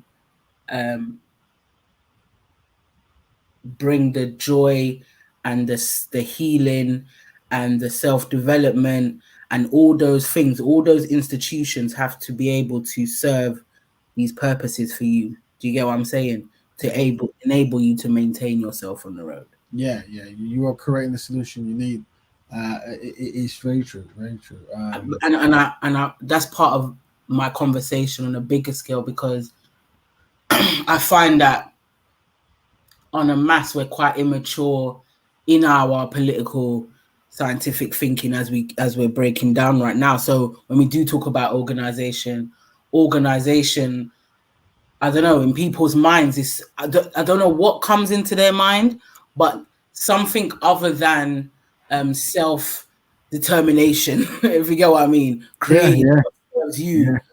Something other than that is what comes into their mind. So when I'm breaking down, when they're like, well, if we're talking about, look, our young people, well, how do we, stop our children from being antisocial again, or what we're claiming to be antisocial, and how do we occupy them? It's like we don't know how to answer the questions to our own problems. We've lost the ability to solve our own problems, and then we don't see the connection is, well, obviously we need to do some form of organizing for our young people to create things so they have something to do, and we have to be part of how we do that. We're disconnected from what organization actually means, even though we live it in somebody else's culture every blessed day. Yeah. So I'm saying that I'm realizing more that that's my conversation, like to break it down as best as I can in my understanding of what organization is. Does that make sense? Yeah, no, you're dropping science there. Sister Sankofa has done a wonderful thing today, coming in, helping out, giving an opinion. When the audio went down, Sister took over and showed bravery there. Sister, we are now at the last minute of the show. Would you like to give your final thoughts? I'm glad I jumped in, and it's always nice to have this reasoning with you, because it is always productive, it's always thought-provoking, it's always reinforcing and nourishing. So I am appreciative. I always meet somebody new on here. Rise Up Came Black, Rise Up Sister Kushti. And yeah, I'm really freestyling. My organization is poor, but I'm aiming to have an impromptu live next week, Wednesday, for my first show. So I'm gonna send I'll the we'll link. have to watch that. Yeah, send me the. I think I follow you on Instagram now. At least Okay. So if it's in there, but if you need any advice or anything, let us know. And also, if you ever want to like jump on here in a particular, like you can promote your show on here if you want. We could tie it into like sisters starting their own thing or something like that, whatever. Right? Okay. You can have your own like talk and whatever you need to do. We always want to encourage the sisters to start their own thing, and by all means, you can use this as a springboard, whatever. But just let us know. We'll sort out. Give thanks. I was supposed to do that a long time ago. It's just Yeah. walking on my part. Sorry. Like I said, there's no rush. When you're ready, we're ready. Just let us know. Yeah.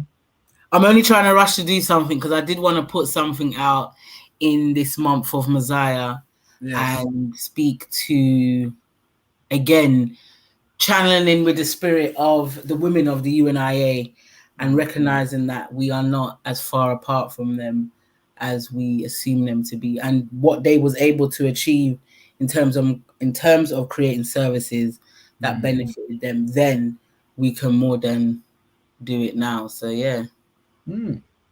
Sounds promising. Well, let us know. Next Wednesday will be a show on that one. Should be good. And yeah, we look forward to hearing that. For everyone I'm glad I tuning was in, able to save the day a little bit here. That was fun.